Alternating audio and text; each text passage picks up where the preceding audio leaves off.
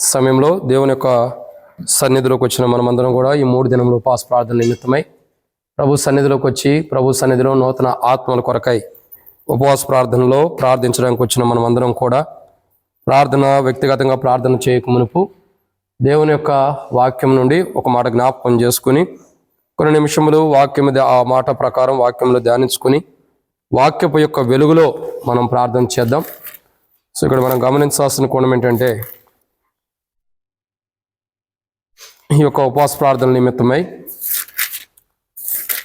దేవుని దాసుల్ని మరి స్టీఫెన్ చిన్నప్ప అంకుల్ హెబ్రోన్ నుండి వస్తాడు. చివరి రోజు ఆయన భక్సింగ్ గారికి చాలా పరిచర్య చేసిన ఆయన. చివరి రోజు ముగింపు ప్రార్థన ఆయన వస్తాడు. వచ్చి వర్తమానం 3వ రోజు 15వ తారీఖు అంకుల్ వస్తాడు. కాబట్టి అంకుల్ని అడుగుతూ వచ్చాం, అంకుల్ మరి ఏదన్నా ఒక థీమ్ ఇవ్వండి, దాని ప్రకారం వాక్యం ధ్యానించుకోవడం ప్రార్థన చేయడానికంటే అపోస్తుల కార్యములు 26వ అధ్యాయం 18వ వచనం. అపోస్తుల కార్యములు 26వ అధ్యాయం 18వ వచనం. మధ్యలో నుండి నేను చదువుతా చూడండి. 16 నుండి కలిసి ఉండి 18 వరకు నేను మధ్యలో చదువుతున్నా. వారు చీకట్లో నుండి వెలుగులోనికి, సాతాను అధికారం నుండి దేవుని వైపునకు తిరిగి నా యందలి విశ్వాసం చేత పాప క్షమాపణను పరిశుద్ధపరచబడిన వారిలో స్వాస్థ్యమును పొందినట్లు వారి కన్నులు తెరుచుటకై నేను నిన్ను వారి యొద్దకు పంపేదనని చెప్పాను. ఇక్కడ గమనించాల్సిన కోణం ఇది అంకులు ఇచ్చినటువంటి మాట. దీంట్లో ఏదన్నా ఒక థీమే ఉండదు, దీంట్లోనే ఏదో ఒక మాట చెప్పనంటే మాట కాదు మొత్తం రాపిచ్చి పెట్టమన్నాడు. అందుకనే పెద్ద ఫ్లెక్సీ పడింది. సో అంశము చాలా పెద్దగా ఉంది. సో అంకుల్ వచ్చి దాని గురించి ఏదైనా వివరణ ఇస్తాడు. దాంట్లో నుంచి కొన్ని మాటలు మాత్రమే నేను చెప్పదలుస్తున్నా. ఈరోజు ఉదయం, సాయంకాలం, రేపు ఉదయం, రేపు సాయంకాలం, ఎల్లుండి కూడా ఇదే థీమ్ మీద వాక్యం ధ్యానించబడుతుంది. సో ప్రతి నూతన ఆత్మల కొరకు గత సంవత్సరం 13, 14, 15 తారీఖుల్లో 2025వ సంవత్సరంలో ఉపవాస ప్రార్థన ఒక్క పూటే పెట్టుకున్నాం. ఒక్క పూట ఉపవాస ప్రార్థనకి 3 దినములు ఉదయం మరి 2-2:30 వరకు ఉపవాస ప్రార్థన పెడుతూ వచ్చేవాళ్ళం. ఇక్కడ ఒక్క పూట ఉపవాస ప్రార్థనకే దేవుడు మందిరాన్ని ఇస్తే 2 పూటల ఉపవాస ప్రార్థన ఉంటే 2 ఆశీర్వాదాలు ఇంకొత్తాయి, 2 ఆత్మలను దేవుడు నడిపిస్తాడు.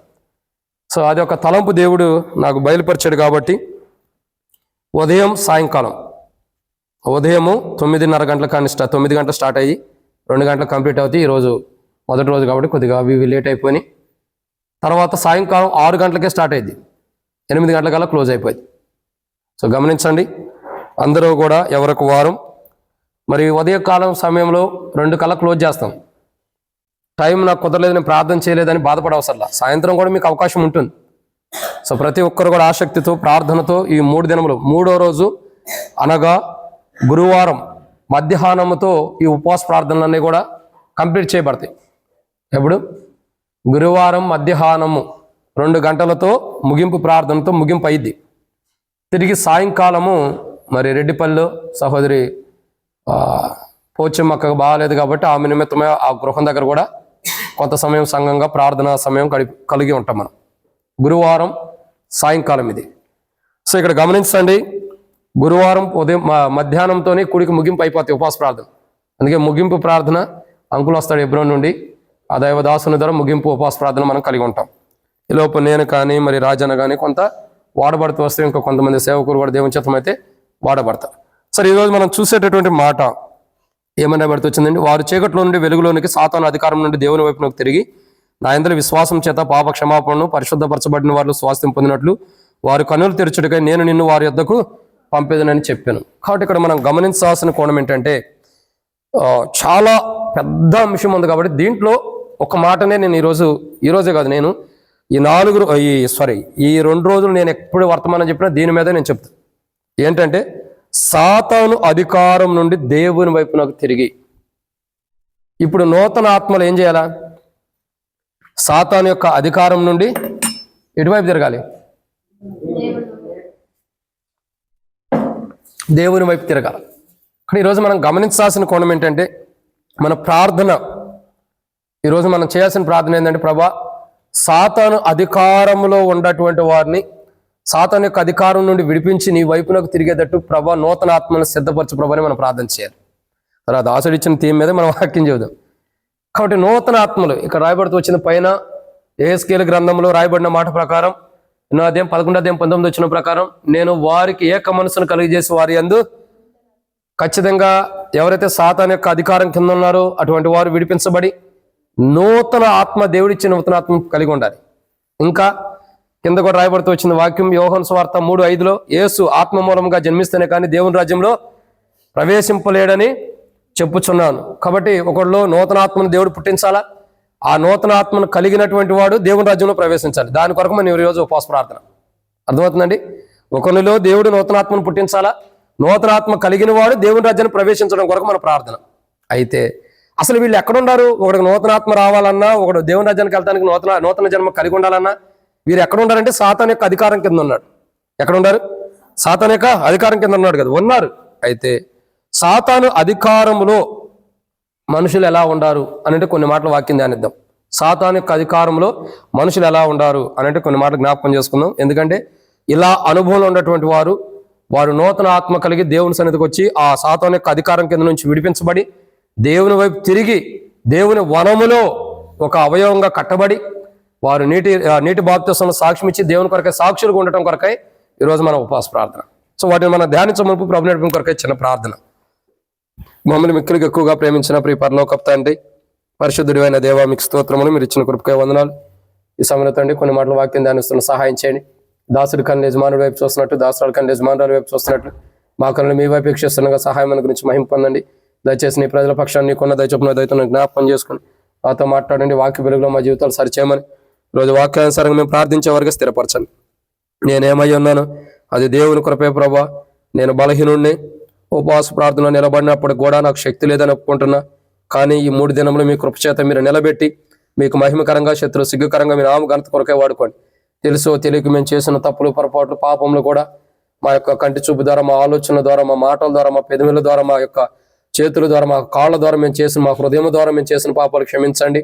అవేవి కూడా ప్రభా ఈ ఉపవాస ప్రార్థనని అపవిత్రపరిచి భంగపరచుకోకుండా కాపాడండి. మీ రక్తంతో కడిగి పరిశుద్ధపరచమని, ఈ ఉపవాస ప్రార్థన ఎంతో దీవించమని, దేవా నూతన ఆత్మల కొరకై, సాతాను యొక్క అధికారం కింద ఉన్నటువంటి వారికి విడుదల కొరకై, దేవుని వైపు తిరగటం కొరకై ఈ ఉపవాస ప్రార్థనలు ప్రభు ఎంతో ఆశీర్వాదకరంగా గత సంవత్సరంలో చేసిన ఉపవాస ప్రార్థన బట్టి అద్భుతమైన మందిరాన్ని మీరు ఇచ్చారు. ఎన్నో ఆటంకాలు, అభ్యంతరాలు ఉన్నప్పటికీ ఈ సంవత్సరంలో ప్రభు నూతన ఆత్మల కొరకై వర్తమానం ధ్యానించబోతున్న సాయం చేయండి. ఇది మొదటి వర్తమానం. 3 దినముల వర్తమానంలో ఎంతో దీవెనకరంగా, ఆశీర్వాదకరంగా చేయండి. శత్రువు సిగ్గు మీకు మహిమకరంగా, సంఘస్థులు కూడా నూతన ఆత్మల కొరకై ఆసక్తి కలిగి మేము ఎలా దేవుని మందిరానికి వస్తున్నామో అదే చెప్తుంది. మేము దేవుని ఒక నూతన ఆత్మ కొరకు ఎంత ఆసక్తి కలిగి ఉన్నాం అడు ప్రభా. కాబట్టి ఎవరికి వారం వ్యర్థమైన సమయాన్ని పాడు చేసుకోకుండా ఇంటి దగ్గర దేవుని సన్నిధిలో నేను ఈరోజు త్వరగా వెళ్ళి దేవుని మందిరంలో ప్రార్థన చేయాలి, అందరికంటే ముందులో ఉండాలన్నటువంటి, అందరికంటే నేనే ముందులో నూతన ఆత్మ కొరకు ప్రార్థన చేయాలి అన్న ఆసక్తిని అందరిలో పుట్టించి సమయం అయిపోయిన తర్వాత వచ్చేటట్టు కాకుండా సమయానికి అందరు రావడానికి సహాయం చేయమని, ఈ కుడికి ఎంతో దీవించి నాతో మాత్రం మీరు మాట్లాడమని, వర్తమానం ధ్యానించడానికి నేను యోగ్యుని కాదు దేవా, బలహీనుని, ఒట్టివాడిని, నిష్ప్రయోజకమైన వాడిని, కింద కూర్చొని ప్రజలకు నేను యోగ్యుని కాదు, క్షమించడం తీర్పుల రకం కాపాడమని, వర్తమానం నీ ప్రజలకి, నీ ప్రజల పక్షాన్ని నీకున్న దయచొప్పున దయతో జ్ఞాపకం చేసుకుని నాతో మాట్లాడక తీర్చమని యేసు ప్రభు నామములో విశ్వాసంతో ప్రార్థిస్తున్నాను తండ్రి, ఆమేన్. కాబట్టి ఇక్కడ మనం దేవుని యొక్క వాక్యాన్ని జాగ్రత్తగా గమనించినట్టయితే నూతన ఆత్మల కొరకైనటువంటి ఉపవాస ప్రార్థనలు, ఒకడు క్రొత్తగా జన్మించాలి. దేవుడు వాడిలో నూతన ఆత్మని ఇస్తేనే వాడు క్రొత్తగా జన్మిస్తాడు, నూతన ఆత్మ కలిగి ఉంటాడు. అదే ఇక్కడ గమనించాల్సిన కోణం. అసలు మానవుడు నూతన ఆత్మ జన్మించడానికి ఎందుకు జన్మించాలంటే సాతాను యొక్క అధికారం కింద ఉన్నాడు. సాతాను యొక్క అధికారం కింద ఉన్న మనుషులు ఎలా ఉంటారు? ఎందుకంటే ఎలాంటి స్థితిలో ఉండేవారు విడుదల పొంది నూతన ఆత్మగా చేయబడి నూతన జన్మను పొందుకుని దేవుని సన్నిధిలోకి వచ్చి దేవుని ఆరాధిస్తూ పరలోక రాజ్యంలో కూడా ప్రవేశించడం కొరకై మనం ప్రార్థన చేయాలి. సరే, సాతాను అధికారంలో ఉన్న మనుషులు ఎలా ఉంటారు, ఎలా ఉన్నారు? సాతాను యొక్క అధికారంలో ఉన్న మనుషులు ఎలా ఉన్నారంటే మొట్టమొదటిగా చూద్దాం రండి. దేవుని వాక్యాన్ని చూసినట్లయితే లూకాసు సువార్త 13వ అధ్యాయం. లూకాసు సువార్త 13వ అధ్యాయం 16వ వచనం. ఇదిగో 18 ఏండ్ల నుండి సాతాను బంధించిన అబ్రహాము కుమార్తె అయిన ఈమెను విశ్రాంతి దినమందు ఈ కట్ల నుండి విడిపింప దగదా అని అతనితో చెప్పాను. కాబట్టి ఇక్కడ మనం జ్ఞాపకం చేసుకోవాల్సిన మొదటి కోణం, సాతాను అధికారంలో ఉన్న మనుషులు ఎలా ఉన్నారు అని అంటే మొదటిగా చూస్తున్నట్టయితే ఇక్కడ రాయబడిన మాట చూస్తాం. లూకాసు సువార్త 13:2 కూడా ఒక మాట రాయబడుతూ వచ్చింది. ఆయన వార్త ఎట్లా, నేను చూడండి, క్షమించండి, యోహాను సువార్త 13:2. యోహాను సువార్త 13:2 వారు భోజనం చేయుచుండగా ఆయనను అప్పగింపవలనని సీమోను కుమారుడగు ఇస్కరియోతు యోధ హృదయంలో అపవాది ఇంతకు ముందు ఆలోచన పుట్టించను గనుక. చాలం. కాబట్టి సాతాను అధికారంలో ఉన్న మనుషులు ఎలా ఉన్నారు అని అంటే, మొట్టమొదటిగా మనం చూస్తూ వస్తున్నాం, ఇక్కడ సాతాను యొక్క అధికారంలో ఉన్నటువంటి వాడు ఏం చేస్తున్నాడు చూడండి. వారు భోజనం చేయుచుండగా ఆయనను అప్పగింపవాలని సీమోను కుమారుడు ఇస్కరియోతు యోధ హృదయంలో అపవాది ఇంతకు ముందే ఏం పుట్టించింది? ఆలోచన పుట్టించిందంట. అంటే సాతాను యొక్క అధికారం కింద ఉన్న మనుషులు ఎలా ఉంటారంటే, సాతాను ద్వారా హృదయంలో దురాలోచనలు పుట్టించబడిన వారికి ఉంటారు. వారి ఆలోచన మంచిగా ఉండవు. వారు ఆలోచించినది ఏది కూడా, వారు యోచించినది ఏది కూడా దేవునికి మహిమకరంగా ఉండదు. సాతాను యొక్క అధికారంలో ఉన్నటువంటి వారు, సాతాను యొక్క అధికారంలో ఉన్న మనుషులు ఎలా ఉంటారంటే, వారి హృదయంలో ఆలోచనలు సాతాను ద్వారా పుట్టించబడినవి ఉంటాయి. వారి హృదయంలోనే ఆలోచనలు, దురాలోచనలు ఉండొచ్చు, చెడ్డ ఆలోచనలు ఉండొచ్చు. వారు ఎలాంటి ఆలోచన కలిగి ఉన్నప్పుడు కూడా సాతాను ద్వారా పుట్టించబడుతున్న ఆలోచన కలిగిన వారు ఉంటున్నారు. కానీ ఈరోజు మనం గమనించాల్సిన కోణం ఏంటంటే, దేవుని సన్నిధికి వస్తున్న మనం, దేవుని సన్నిధిలో ఉంటున్నటువంటి మన జీవితాల్లో ఈ ఉపవాస ప్రార్థనకు వచ్చిన మనం గమనించాల్సిన మొదటి కోణం ఏంటంటే, సాతాను యొక్క అధికారం నుండి ప్రజలు విడిపించబడడానికి ప్రార్థన చేయాలి. సాతాను అధికారంలో ఉన్న మనుషుడు ఎలా ఉంటున్నాడంటే, సాతాను ద్వారా హృదయంలో వేరే వేరే దురాలోచనలన్నీ పుట్టించబడుతున్నాయి ఉంటాయి. ఒక వ్యక్తి హృదయంలో దురాలోచన పుట్టడం ద్వారా అతడు పాపంలో ఉంటున్నాడు. ఒక వ్యక్తి హృదయంలో దురాలోచన కలిగి ఉండటం ద్వారా అతడు లోకంలో ఉంటున్నాడు. ఒక వ్యక్తి హృదయంలో దురాలోచన కలిగి ఉండటం ద్వారా పూర్తిగా ఆ వ్యక్తి పాపంలో పడిపోయి ఉంటున్నాడు. కానీ ఇక్కడ మనం గమనించాల్సిన మొదటి కోణం ఏంటంటే, దేవుని వాక్యం అంటేగా హృదయంలోని ఆలోచనలు ఇంపార్టెంట్. సాతాను యొక్క అధికారం కింద ఉన్న మానవుని యొక్క హృదయంలో ఆలోచన సరిగా ఉండవు. చూడండి, ఇక్కడ యేసు ప్రభు వారిని అప్పగించవాలని ఇస్కరియోతు యోధ హృదయంలో అపవాది ఇంతకు ముందే ఆలోచన పుట్టించాడంట.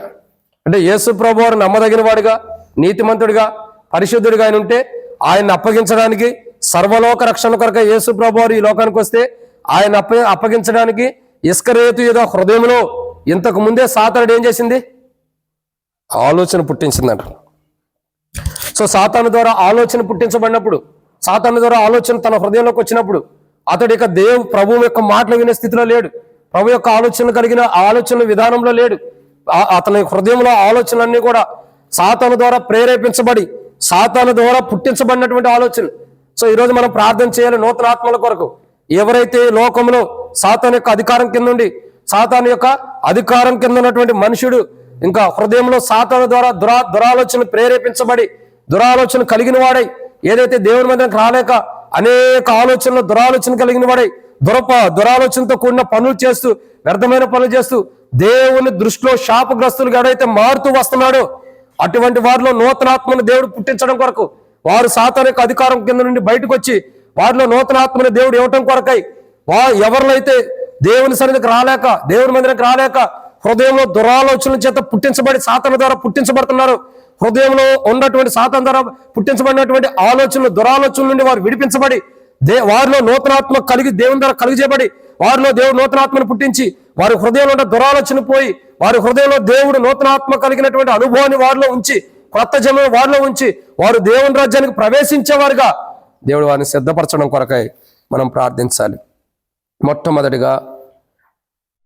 మొట్టమొదటిగా చూస్తున్నాం సాతాను యొక్క, చూడండి, సాతాను యొక్క అధికారంలో ఉన్న మనుషుడు ఎలా ఉంటాడు? హృదయంలో సాతాను ద్వారా దురాలోచన పుట్టించబడిన వాడుగా ఉంటాడు. ఈ రోజులో చాలా మంది దేవుని మందిరానికి రాలేక, దేవుని సన్నిధి రాలేక హృదయంలో ఎంతమందికి దురాలోచనలు పడతలేదు, ఎంతమందికి దురాలోచనలు లేవు. ఒకడు ధనం మీద దురాలోచన కలిగి ఉంటాడు, ఒకడు ఆస్తి మీద, ఒకడు ఇంకా అనేకమైన వ్యామోహం కలిగిన వాడై దురాలోచనలు కలిగి ఉండి మనుషులను చంపేవాడు ఉంటాడు, మనుషులను నష్టపరిచేవాడు ఉంటున్నాడు. కాబట్టి ఈరోజు మనం గమనించాల్సిన కోణం ఏంటంటే, ఎవరైతే సాతాను ఎవరి హృదయంలో అయితే దురాలోచన పుట్టిస్తుందో అలాంటి వారు సాతాను యొక్క అధికారం కింద ఉన్నాడు. కాబట్టి ఈరోజు అలాంటి మనుషులు నూతన ఆత్మలు కలిగిన వారై, నూతనాత్మగా చేయబడి కొత్త జన్మ కలిగి అతడు మంచి జీవితాన్ని జీవించడం కొరకే, అతడు మన కుటుంబంలో ఉండా, మన ఇంట్లో ఉండా, మన బంధువుల్లో ఉండా, రక్త సంబంధికుల్లో ఉండా, ఇలాంటి వారు నూతనాత్మగా చేయబట్టడం కొరకై ఏం చేయాలి? మనం ప్రార్థించాలి. ఒకవేళ బహుశా ఇలాంటి స్థితిలో రక్షించబడిన మనముంటే మొట్టమొదట మనం ఒప్పుకోవాలి, ప్రభా నా హృదయంలో సాతాను ద్వారా సాతాను అనేకమైన ఆలోచన చేత పుట్టిస్తున్నాడు, అనేకమైన ఆలోచన నా హృదయంలో పుట్టిస్తున్నాడు. సాతాను నా హృదయంలో పుట్టించే ప్రతి ఆలోచన నుండి నాకు విడుదల దచ్చే. నీ క్షేమం, నీ మందిరి క్షేమం, నూతన ఆత్మల క్షేమం కొరకు నేను జీవించాలి. సాతాను ఏదైతే నా హృదయంలో మరి ఆలోచనలు పుట్టిస్తున్నాడో దాన్ని తొలగించని మొదటగా మనం సరి చేసుకోవాలా. తర్వాత ఎవరి హృదయంలో అయితే సాతాను దురాలోచన పుట్టిస్తున్నాడో ఆలోచన కలిగిన వారు అట్లాంటి ఆలోచన నుంచి విడుదల పొందడం కొరకు మనం ప్రార్థన చేయాలి. అప్పుడే నూతన ఆత్మ మనం సరి చేసుకుని ప్రార్థన చేస్తేనే నూతన ఆత్మను దేవుడు పంపిస్తాడు మందిరానికి. మనం ఎట్టగొట్టబోయి మన కంట్లో దూరం పెట్టుకుని ఎదుటి కంట్లో ఉన్న నర్సుల కోసం ప్రార్థన చేస్తే అది సాధ్యం కాదు. ఆ ప్రార్థన దేవుడు వినడు. అక్కడ మొట్టమొదటి మనసు సరి చేయబడాలా. తర్వాత అలాంటి అనుభవంలోకి నూతన ఆత్మని దేవుడు తీసుకురావడం కొరకు హృదయంలో దురాలోచనలు ఎవరి హృదయంలో అయితే దురాలోచన పుట్టిస్తున్న సాతానుడు అలాంటి వాడు నూతనాత్మగా చేయబడి దేవుడి మీద దగ్గర రావడం కొరకై ఈరోజు మనం ప్రార్థన చేయాలి. ఇది మొదటి కోణం. రెండో కోణం చూద్దామండి.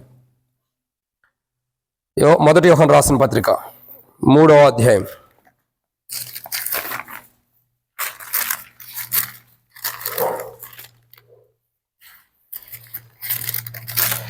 మొదటి యోహాను రాసిన పత్రిక 3వ అధ్యాయం 8వ వచనం. మొదటి యోహాను రాసిన పత్రిక 3వ అధ్యాయం 8వ వచనం.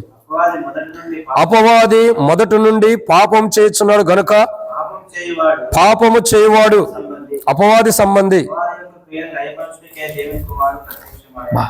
అపవాది యొక్క క్రియలు లయపరచుడికే దేవుని కుమారుడు ప్రత్యక్షమైన. కాబట్టి ఇక్కడ మనం రెండో కోణాన్ని చూస్తున్నాం. ఏంటి రెండో మాట?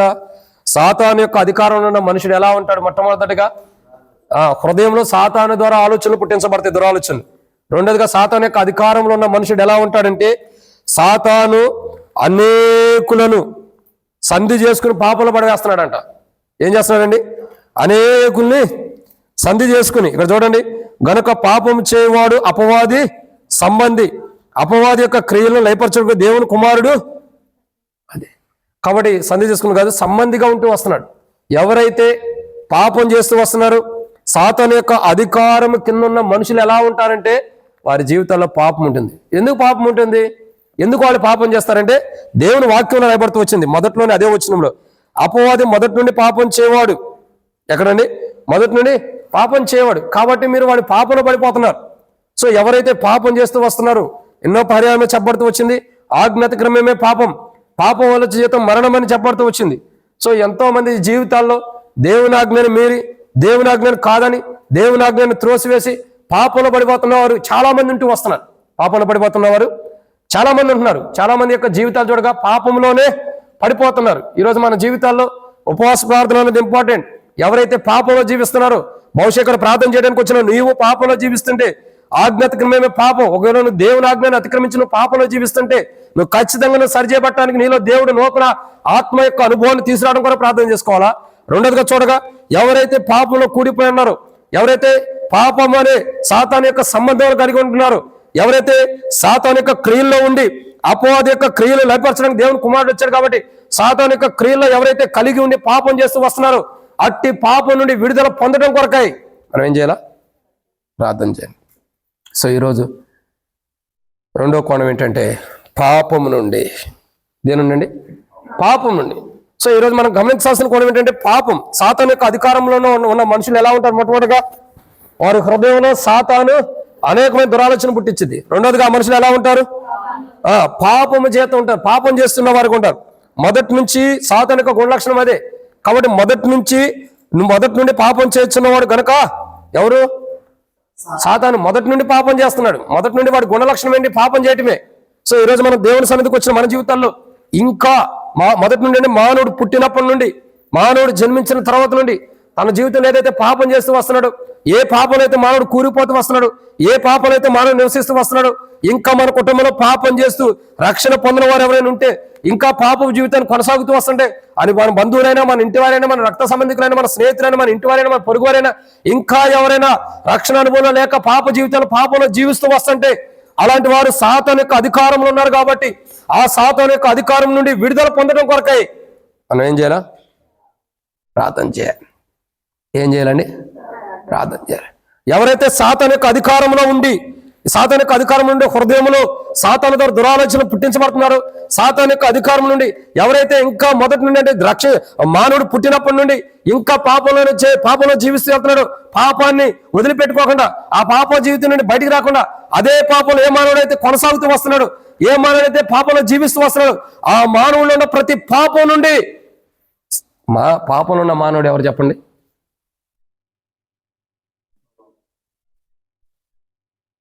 చెప్పండి. పాపంలో ఉన్న మానవుడు ఎవరు? సాతాను యొక్క అధికారంలో ఉన్నాడని అర్థం. ఇంకెవరంటే ఏం చెప్పాలి చెప్పండి? ఇంత వాక్యం చెబుతున్నా. సాతాను యొక్క అధికారంలో ఉన్నాడని అర్థం. సాతాను తన పైన అధికారం చేస్తున్నాడు.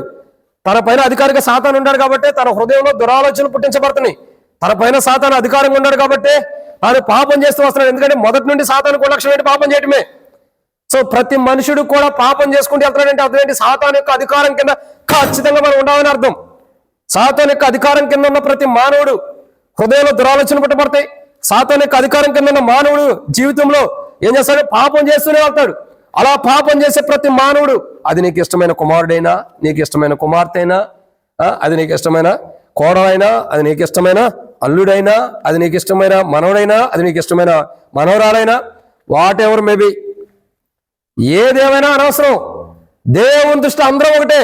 కానీ నువ్వు ఎంత ప్రేమించినా అతడు పాపంలో ఉన్నాడంటే ఖచ్చితంగా సాతాను యొక్క అధికారం కింద ఉన్నాడు. ఈరోజు నువ్వు చేసిన పని ఏంటి చెప్తారు కదా, పిల్లలు పుట్టినప్పుడు నా కొండ, నా బుజ్జి కొండ, నా బంగారు కొండ అని ముద్దు పెట్టుకుంటావు.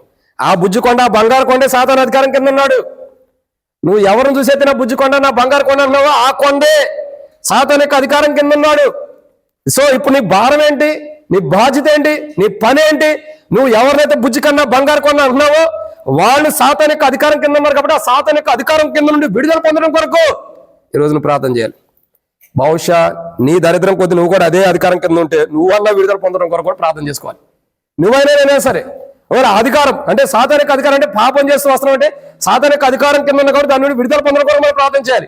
నీ బుజ్జి కొండ, నీ బంగారు కొండ, నీ శ్రేష్టకరమైన, నీకు ఇష్టమైన వారు, నా ప్రాణాన్ని ప్రియుడు అన్నట్టు నీకు ఇష్టమైన వారు ఎవరినైతే నువ్వు ప్రేమిస్తున్నావో వాళ్ళు పాపంలో ఉన్నారంటే ఖచ్చితంగా సాతాను యొక్క అధికారం కింద ఉన్నట్టే. ఈరోజు అలా సాతాను యొక్క అధికారం కింద ఉన్న మానవుడు నూతన ఆత్మ పుట్టించబడాయి.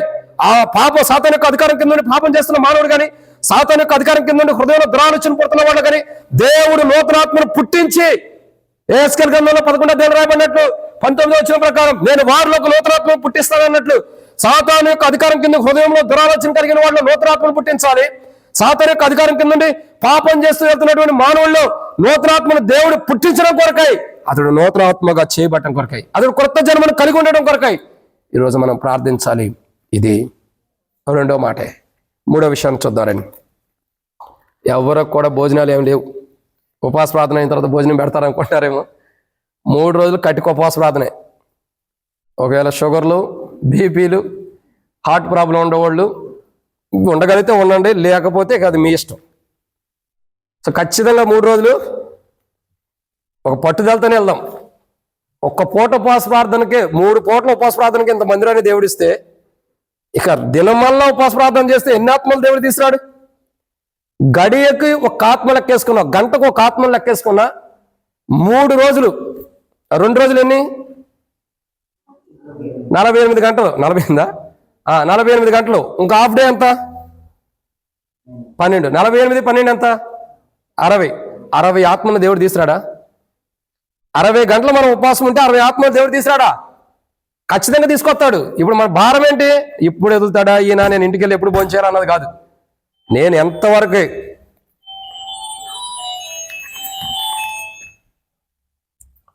ఎంతవరకు ప్రార్థన చేయాలి ఈ 60 గంటల్లో? ఎన్ని గంటలండి? ఈ 60 గంటల్లో ఒక్క క్షణాన్ని కూడా పోగొట్టుకోను.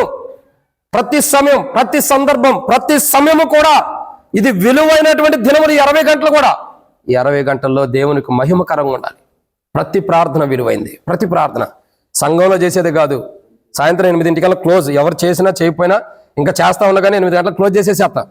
సో ఇంటికి వెళ్ళిన తర్వాత కూడా భారభరితంగా ప్రార్థన చేయండి.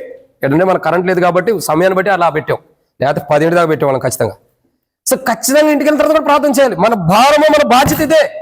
సాతాను యొక్క అధికారం కింద నుండి నూతన ఆత్మకి ఇంకా చేయబడిన మానవుడు హృదయంలో దురాలోచన చేత సాతాను ద్వారా పుట్టించబడి సాతాను ద్వారా సాతాను మొదటి నుండి ఎలా పాపం చేస్తున్నాడో పాపం చేసుకుంటూ వెళ్తున్న వ్యక్తిని ఈరోజు ఈ సమయంలో 60 గంటల ఉపవాస ప్రార్థనలో కనీసం దేవుడు 60 మందినైనా తీసుకురాడా?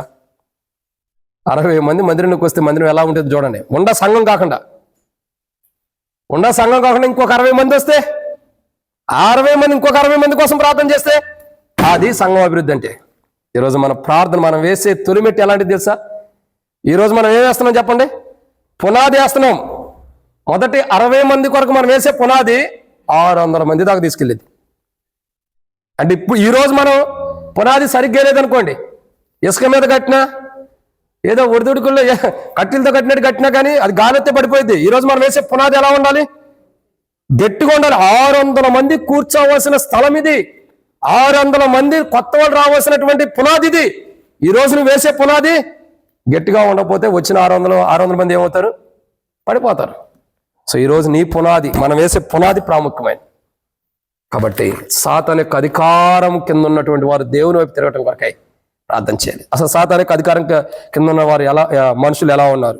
సాతాను యొక్క అధికారంలో ఉన్న మనుషులు ఎలా ఉన్నాడంటే, మొట్టమొదటిగా హృదయంలో సాతాను ద్వారా దురాలోచన పుట్టించబడుతున్న వాడు ఉంటాడు. 2, మొదటి నుండి పాపం చేయటమే తన జీవితంలో పాపాన్ని విడిపించుకోవడానికి, ఆ పాపం నుండి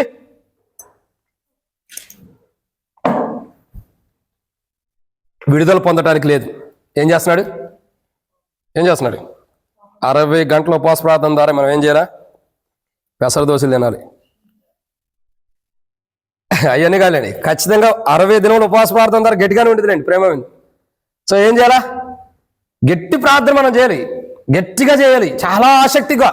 అక్కడ ఈరోజు మనం చూస్తున్నటువంటి మాట, సాతాను యొక్క అధికారం కింద ఉన్న మనుషుడు మొట్టమొదటిగా హృదయంలో దురాలోచన కలిగి ఉంటాడు. రెండోదిగా పాపం చేస్తాడు. మొదటి నుండి తన జీవితంలో పాపమే. పాపం నుంచి విడుదల పొందడానికి ఇష్టపడ్డాడు.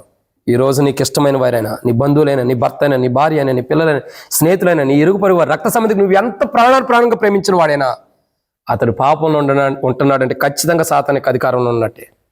సో ఇది రెండో మాట. మూడో కోణం చూద్దామా రండి. లూకా సువార్త 13వ అధ్యాయం 16వ వచనం. ఈసారి గట్టి పట్టు మీద ఉన్నాం. లూకా సువార్త 13వ అధ్యాయం 16వ వచనం.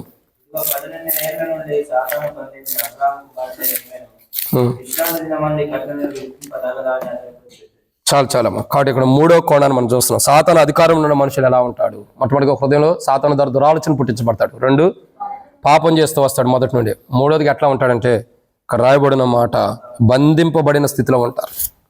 ఇక్కడ రాయబడిన మాట ఒక మనుషుడు, చూడండి ఏమని రాయబడుతూ వచ్చిందండి అక్కడ, ఇదిగో 18 ఏండ్ల నుండి సాతాను బంధించిన అబ్రహాము కుమార్తె అయిన ఈమెను విశ్రాంతి దినమందు ఈ కట్ల నుండి విడిపింపదా కదా.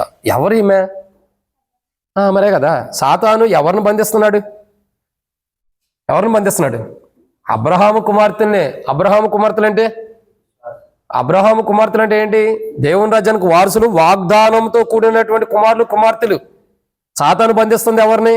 దేవుడు ఎవరిని గురించి అయితే వాగ్దానం చేశాడో వారిని బంధిస్తుంది. అదవుతుందండి. సాతాను బంధించేది ఎవరి గురించి? ఎవరినైతే దేవుడు వాగ్దానపూర్వకంగా వీళ్ళు నా బిడ్డలు, వీళ్ళు నా కుమార్తెలని దేవుడు ఏర్పరచుకోవడానికి లోకాన్ని పంపాడో వాళ్ళను సాతాను బంధిస్తున్నాడు. సో వాళ్ళు సాతాను యొక్క అధికారం కింద ఉంటారు. సో అలాంటి వాళ్ళు సాతాను యొక్క అధికారం కింద ఉన్నటువంటి వాళ్ళు, అంటే సాతాను ద్వారా బంధించబడి ఆ దేవుని కుమార్తెలు అయ్యింది కూడా సాతాను ద్వారా బంధించబడి సాతాను యొక్క బంధకాల్లో ఉన్నటువంటి వారు విడుదల పొందడం కొరకు, వారి జీవితాల్లో విడుదల పొంది వారిలో దేవుడు ఒక నూతన ఆత్మను పుట్టించి వారు సాతాను యొక్క అధికారం కింద నుండి విడుదల పొంది దేవుని బిడ్డలుగా చేయబట్టడం కొరకు మనం ఏం చేయాలి? ప్రార్థన. అది ప్రాముఖ్యమైనది. ఇది చాలా ప్రాముఖ్యమైనది. సాతాను యొక్క అధికారం కింద ఉన్న మనుషులు ఎలా ఉంటారంటే, మూడోదిగా సాతాను ద్వారా బంధించబడిన స్థితిలో ఉంటారు. ఇంకా దాని నుండి విడుదల పొందలేరు, దాని నుండి బయటికి రావడానికి కుదరదు. ఈరోజు చూడండి, ఒక వ్యక్తి జైల్లో బంధించబడి ఉన్నాడు అనుకోండి, బయటకు వస్తాడా? రావడానికి అవకాశం కుదరదు. ఎందుకని కుదరదు? అతను బంధించబడి ఉన్నాడు కాబట్టి. బంధించబడిన స్థితిలో ఉంటే చెరసాల్లో బంధించబడితే వస్తాడా? పేతుర్ను కానీ పౌరులు కానీ శీలను కానీ మనం చూస్తూ వస్తున్నాం. వాడు చెరసాల్లో బంధించబడినప్పుడు బయటకు వచ్చారా? అవకాశం ఉందా? లేదంటే చెరసాల్లో వేయబడినప్పుడు బంధించబడిన స్థితిలో ఉంటే బయట రావడానికి అవకాశం లేదు. అట్లా బయటికి రాకోకుండా సాతానుడు దేవుని ప్రజలను బంధించి ఉన్నాడు. ఈరోజు మన ప్రార్థన ఏంటి తెలుసా? దేవుని సంకల్పంలో జగత్పునాది వేయబడక ముందే క్రీస్తు యేసులో దేవుడు ఎవరినైతే ఏర్పరచుకుని లోకాన్ని పంపాడో వారిని సాతాను తన అధికారం కింద బంధించి ఉన్నాడు. కాబట్టి ఎవరైతే దేవుని బిడ్డలుగా ఉన్నప్పటికీ సాతాను తన అధికారం కింద దేవుని మార్గంలోకి రాలేకుండా ఎవరినైతే బంధించి ఉన్నాడో ఆ సాతాను ద్వారా బంధించబడి దేవుని బిడ్డల ఉండి సాతాను యొక్క అధికారం కింద ఉంటూ సాతాను ద్వారా బంధించబడినటువంటి ప్రజలు విడుదల పొందడం కొరకు ఉపవాస ప్రార్థన చేయాలి. ఈరోజు ఎవరి కొరకు చేయాలండి?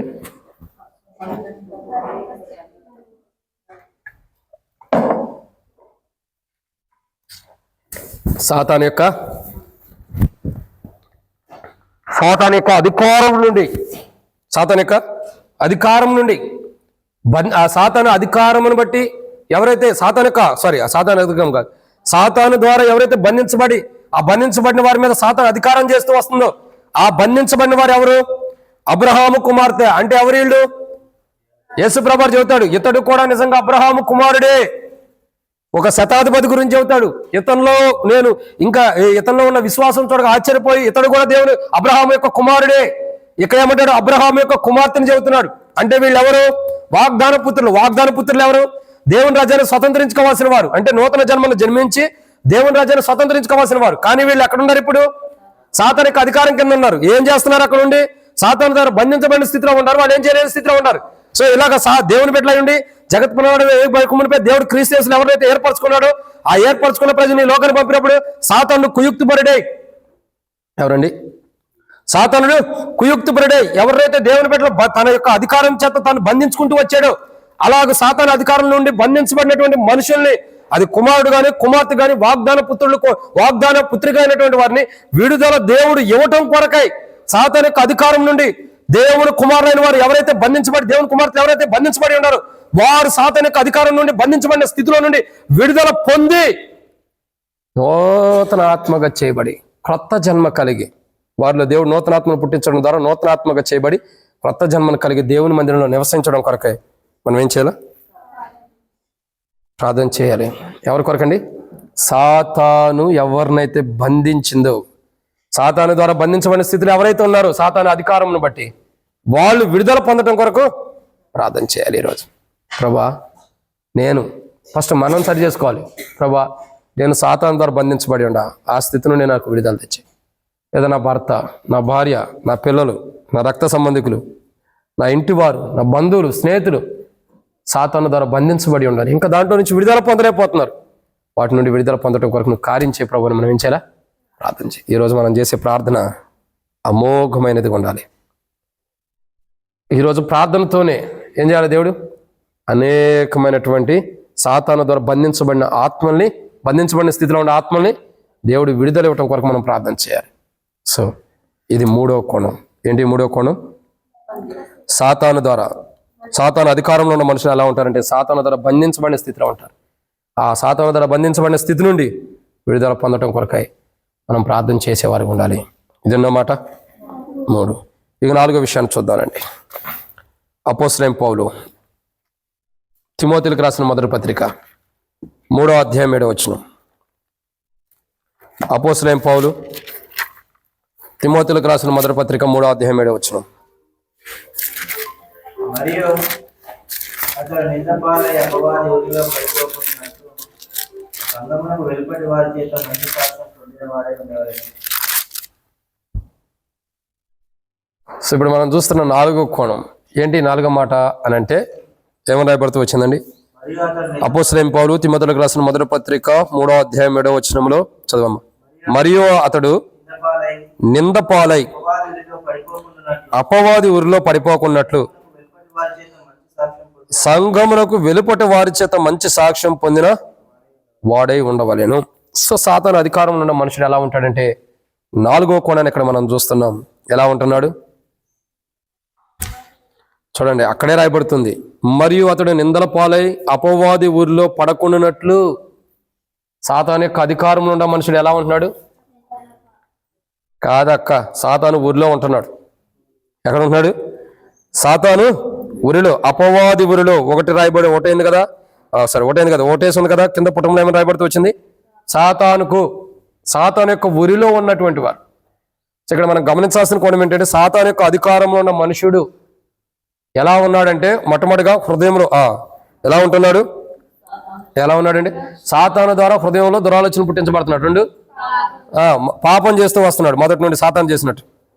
2, 3 సాతాను ద్వారా బంధించబడిన స్థితిలో ఉంటాడు. నాలుగోదిగా సాతాను యొక్క అధికారంలో ఉన్న మనుషుడు ఎలా ఉన్నాడంటే సాతాను ఉరిలో పడి ఉన్నాడు. ఎలా ఉన్నాడండి? సాతాను ఉరిలో. ఇప్పుడు మనం చేయాల్సిన బాధ్యత ఏంది? మన పని ఏంటి? మనం చేయాల్సిన పని ఏంటి? 126వ కీర్తన, సరే 126వ కీర్తన కాదు, 124 కట్టుకుంటా చూడండి. 124వ కీర్తన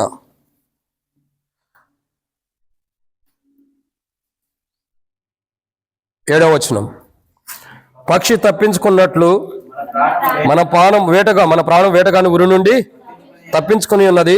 ఉరి తెంపబడిన మనము అది మనం తప్పించుకున్నాం. తప్పించుకోవాల్సిన వాళ్ళు ఇంకా చాలా మంది ఉంటారు. మనం తప్పించుకున్నాం కదా, వేటగాని ఉరి నుండి మనం తప్పించబడ్డాం. అసలు ఆ వేటగాడు ఎవడు? మొదటి పేతురు అపోస్తలుడైన పౌలు తిమోతికి రాసిన మొదటి పత్రిక 3వ అధ్యాయం 9వ వచనము 7వ వచనంలో పౌలు చెబుతున్నాడు. అసలు ఎవరు? కాదు, ఆ వేటగాడు ఎవడన్నది ఇక్కడ చెబుతున్నాడు పౌలు. ఆ వేటగాడు ఎవడు? క్లియర్ గా రాశారు చూడండి. 124వ కీర్తనలో 7వ వచనంలో రాయబడినటువంటి వేటగాడు ఎవడన్నది అపోస్తలుడైన పౌలు తిమోతికి రాసిన మొదటి పత్రిక 3వ అధ్యాయం 7వ వచనంలో చెబుతాడు. అపవాది ఉరిలో. ఎవడవాడు? అపవాది. వేటగాడు అంటే ఎవడు? అపవాది ఉరిలో నుండి మనం తప్పించబడ్డాం. అమ్మయ్యా, నేను సేఫ్ అయిపోయిన గుండ్లు బాతుకుని సంతోషంగా ఉండవాక. ఇంకా అపవాది ఊరిలోకి వెళ్ళి ఉండడం ఒకసారి అది గమనించుకో. దాన్ని బట్టి సరి చేసుకోవడానికి సరిదిద్దుకో. కానీ ఇంకో కోణం ఉంది. ఏంటి ఆ కోణము? ఇంకో కోణం ఏంటి? చాలా మంది ఇంకా అపవాది యొక్క ఊరిలో నుండి తప్పించబడకోకుండా ఉన్నారు. వేటగాని ఊరిలో ఉన్నారు చాలా మంది. సో ఈరోజు మన ప్రార్థన ఏంటి? సాతాను యొక్క అధికారం కింద ఉన్న మనుషుడు ఎలా ఉన్నాడంటే, సాతాను యొక్క అధికారం కింద ఉన్న మనుషుడు ఎలా ఉన్నాడు? సాతాను యొక్క ఉరిలో ఉన్నాడు. సో ఉరి తెంపబడాలి, ఉరి తప్పించబడాలి. వేటగాని ఉరి నుండి పక్షి తప్పించుకున్నట్లు మనం తప్పించబడాలి. మనం తప్పించబడ్డాం, దేవుని కొందనాలు. మన కుటుంబం తప్పించబడాలి, భర్త తప్పించబడాలి, భార్య తప్పించబడాలి, పిల్లలు తప్పించబడాలి, అన్నదమ్ములు తప్పించబడాలి, రక్త సంబంధికులు తప్పించబడాలి, బంధువులు స్నేహితులు తప్పించబడాలి. నువ్వు ఎవరైతే ఎక్కువ ప్రేమిస్తున్నావో వాళ్ళు కూడా తప్పించబడాలి. ఇప్పుడు ఏం చేయాలి మరి? ఏం చేయాలి? ఊరిని మందిరానికి వచ్చి నా మొహం చూస్తాం కాదు, ప్రార్థన చేయాలి. ఏం చేయాలా? ప్రార్థన చేయాలి. ఈరోజు వేటగాని ఉరి నుండి చాలా మంది తప్పించబడాలి. సాతాను యొక్క అధికారంలో ఉన్న మనుషుడు ఎలా ఉన్నాడంటే వేటగాని ఊరిలో ఉన్నట్టుగా సాతాను యొక్క ఊరిలో ఉన్నాడు. ఆ ఉరి తెంపబడాలి, ఆ ఉరి నుండి తప్పించబడాలి. మీకు ఇంకో మాట చెప్పమంటారా? ఎస్తేరు గ్రంథంలో ఒక దుష్టుడైనటువంటి ఒక వ్యక్తి ఉన్నాడు. ఎవరు ఆ వ్యక్తి? హామాను కదా. హామాను ఏం చేశాడు? ఉరికొయ్య నోటి నిర్మించాడు. ఎవరి కొరకు నిర్మించాడు? మొర్దకాయ కొరకు. ఆ ఉరికొయ్య ఎవరెక్కారు? కత్తి పట్టినవాడు కత్తితోనే చేస్తాడని యేసుప్రభువు వరకునే చెప్పలా. ఏది విత్తుతామో అదే కోస్తాం. ఇప్పుడు హామాను ఏం చేశాడు? మొర్దకాయని ఉరి తీయటానికి ఎట్టైనా నా చేతి కింద దొరికిపోయాడు అని చెప్పని ఉరి తీయడానికి ఉరికొయ్యని ఏర్పరిచాడు. చివరికి ఆ ఉరికొయ్య మీద తన్నే ఉరి తీయాల్సి వచ్చింది. తప్పించుకోవడానికి అవకాశం ఉందా? అతను తప్పించుకోవాలా. కానీ ఎవరు తప్పించుకున్నారు? మొర్దకాయ తప్పించబడ్డాడు. ఈ రోజు మన ప్రార్థన అదే. మొర్దకాయ లాగా అనేకుల కొరకు సాతాను ఉరి ఏర్పాటు చేసి ఉన్నాడు, ఉరి ఏర్పరిచి ఉన్నాడు. మొర్దకాయ ఎలాగైతే ఉరి నుండి తప్పించబడ్డాడో దేవుని కృపను బట్టి, అలా అనేకులు దేవుని యొక్క కృపను బట్టి ఉరి నుండి తప్పించబడటం కొరకాయి ఈరోజు మనం ఉపవాస ప్రార్థన చేయాలి. ఈరోజు మన ప్రార్థన ఎందుకండి? సాతాను ఊరిలో ఉన్నటువంటి వారు, సాతాను ఊరిలో కూలిపోయినటువంటి వారు, సాతాను యొక్క ఉరి నుండి వెలుపడికి రావడం కొరకే, సాతాను యొక్క ఉరి నుండి బయటికి రావడం కొరకే, సాతాను యొక్క ఉరి నుండి ఉరి తెంపబడేను అన్న మాట వారి జీవితంలో నెరవేర్చబడడం కొరకాయి ఖచ్చితంగా ఈరోజు మనం ప్రార్థన చేయాల్సిందే. సాతాను యొక్క అధికారంలో ఉన్న మానవుడు సాతాను యొక్క ఉరిలో ఉన్నాడని అర్థం. ఉరి తెంపబడాలి. ఎవరికైనా ఉరి తెస్తుంటే సంతోషంగా ఉండిద్దా? ఎవరికైనా ఉరి వేయబడుతుంటే సంతోషంగా ఉండిద్దా? ఎవరైనా ఉరిలో ఉంటే సంతోషంగా ఉండిద్దా? నెవర్. ఎవరికి సంతోషం ఉండదు. ఎందుకు ఉండదు? వాడు చచ్చిపోతున్నాడంటే సంతోషం ఎందుకు ఉండిద్ది? వాడు చనిపోతున్నాడంటే సంతోషం ఎందుకు ఉండిద్ది? చెప్పండి. కన్న తల్లైనా తన బిడ్డ పాపాత్ముడైన అబద్ధికుడైన మోసగాడైన దొంగైన వ్యభిచారి అయినా సరే, పాపం చేసిన నరహత్య చేసిన వాడైనా ఒకరిని ఉరి తెస్తున్నాడంటే కన్న తల్లైనా ఏడ్చిద్ది. ఎంత దుర్మార్గుని కన్న తల్లైనా సరే తన బిడ్డ ఉరి తీయబడుతున్నాడని తెలిసినప్పుడు ఖచ్చితంగా ఏడ్చిద్ది, బాధపడదా? ఎందుకంటే నవమాసాలు కనిపించి నవమాసాలు మోసి కని పెంచింది కాబట్టి. ఈ రోజు గమనించాల్సిన కోణం తెలుసా? ఊరి ఖచ్చితంగా తెంపబడుతుంది. ఎవరికి? సాతాను యొక్క ఊరిలో ఉన్న వాడు ఊరి తెంపబడుతుంది, ఖచ్చితంగా తెంపబడుద్ది. ఈ ఉపవాస ప్రార్థన యొక్క అనుభవం ఖచ్చితంగా రానున్న దినాల్లో నూతన ఆత్మల ద్వారా దేవుడు సమృద్ధిగా నింపినప్పుడు అప్పుడు తెలిసింది నీకు నువ్వు చేసిన ఉపవాస ప్రార్థన ఎంత ఫలించింది అన్నది. అప్పుడు చేసిన ఉపవాస ప్రార్థన యొక్క బలమైన తీర్మానం ఏంటన్నది. ఈరోజు మనం చేసే ప్రార్థన ఏదో వచ్చాము, సేవకుడు ఏదో 3 రోజులు ఉపవాస ప్రార్థన పెట్టాడు, ఆయన కోసం వెళ్ళి ప్రార్థన చేద్దామని కొంతమంది వచ్చి ఉంటే, ఏదో ప్రార్థన చేయాలి కదా అని వచ్చిన వారు కొంతమంది ఉంటే, మరి కొంతమంది వారు వారంతో ప్రార్థన చేయాలని వచ్చేవారు ఉండొచ్చు. బహుశా నువ్వు ఎలా వచ్చి ఉండవో తర్వాత ఆప్షన్, అది సెకండ్ ఆప్షన్. ఈ రోజు నువ్వు చేసే ప్రార్థన ఖచ్చితంగా సాతాను యొక్క ఊరిలో ఉన్నవారు ఊరి తెంపబడాలి. వేటగాని ఊరి నుండి పక్షి తప్పించుకున్నట్లు అనేక మంది సాతాను యొక్క ఊరిలో ఉన్నవారు పక్షి తప్పించుకున్నట్టు తప్పించబడి నూతన ఆత్మలుగా దేవుని మందిరానికి వచ్చి దేవుని రాజ్యంలో చేర్చబట్టడం కొరకై మన ప్రార్థన ఉండాలి. నువ్వు చేసే ప్రార్థన దేని కొరకు తెలుసా? ఏదో ప్రార్థన కూడి పెట్టాడని కాదు. ఈరోజు నువ్వు చేసే ప్రార్థన దేనికి నువ్వు చేసే ప్రార్థన సాతాను ఊరిలో ఉన్నవాడు ఆ ఊరి నుండి తెంపబట్టడం కొరకై. సాతాను యొక్క ఊరిలో నుండి అనేక మన కుటుంబీకులు, బంధువులు, స్నేహితులు, రక్త సంబంధికులు ఎవరు ఉన్నారో వాళ్ళందరూ కూడా సాతాను యొక్క ఊరిలో నుండి తెంపబట్టడం కొరకై ఈరోజు నువ్వు చేయబోయే ఉపవాస ప్రార్థన చాలా విలువైనది. ఊరి నుండి తెంపబట్టడం కొరకు నువ్వు ప్రార్థన చేయబోతున్నావు. నువ్వు ఊరకనే ఇక్కడ సంఘం ఉపవాస ప్రార్థనకు రాలా, 3 దినాల ఉపవాస ప్రార్థన ఊరకే పెట్టలా. చాలా మర్మం ఉంది ఉపవాస ప్రార్థనకి, చాలా లోతైన అనుభవం కూడా ఉంది. ఊరకనే పెట్టలే ఉపవాస ప్రార్థనలో. దీని ప్రతిఫలం ఇప్పుడు నేల మీద ఆహారం వేస్తున్నాం ప్రార్థన ద్వారా. ఫలించేది ఎలా ఉందనేది ఒకసారి చూసాం, ఇంకా ఫలించేది ఎలా ఉంటుందని మరలా చూడబోతున్నాం. అద్భుతంలో చేయగాడు నిర్గమకాండం రాయబడుతూ వచ్చింది కదా, ఇదిగో నువ్వు ఏ ప్రజల మధ్య నడుము మధ్య నువ్వు ఉన్నావో ఆ ప్రజలందరూ యెహోవా భయంకరమైన కార్యం చూస్తారు. నేను నీ ఎళ్ళ చేయబోయినది అద్భుతమైన కార్యం ఆయన మన ఎళ్ళ చేయబోతున్నాడు. కాబట్టి ఈరోజు మనం ఏం చేయాలా?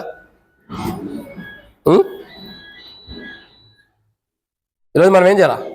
ఉపవాస ప్రార్థన.